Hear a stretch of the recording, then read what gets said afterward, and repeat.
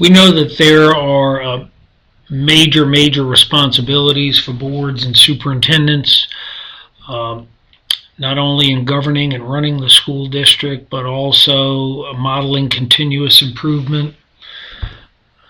As examples, superintendent evaluation and governance team self-assessment.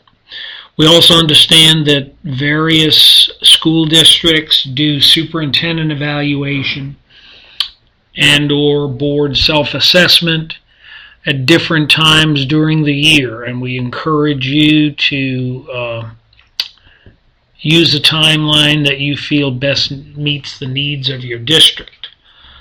We have a sample one here that would model what some districts are doing in terms of self-assessment and superintendent evaluation as the year ends and you move into a new year. And again, we encourage you to utilize a timeline that works for you, but this is a sample here that we would like to just share with you as a model in terms of the sequence of events.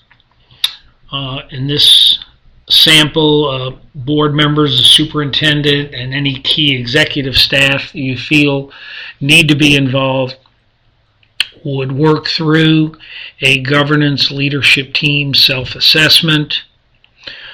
And as we'd mentioned the previous slide, a meeting would be called after the assessment results have been tabulated, and there'd be a rigorous discussion amongst the governance team about the findings. At the end of the self-assessment and the discussion, we strongly suggest that the governance leadership team develop an action plan and a training plan for improvement to address the areas that were identified in the self-assessment. And in this sample would occur the next month. Following that, we would have the board evaluate the superintendent for the previous year and begin work on development of the next year's school superintendent evaluation instrument.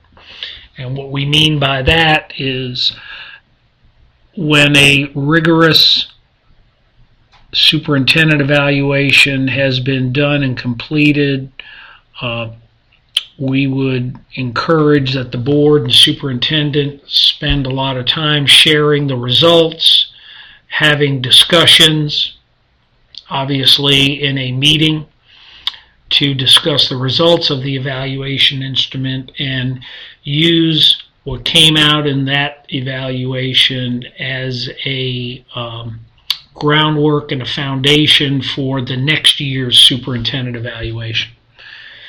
And in this model here, following the evaluation of the previous year and beginning that work on developing the next year, we would suggest that the board and superintendent collaborate with all the information they found out in the previous month and develop a final superintendent evaluation for that next school year.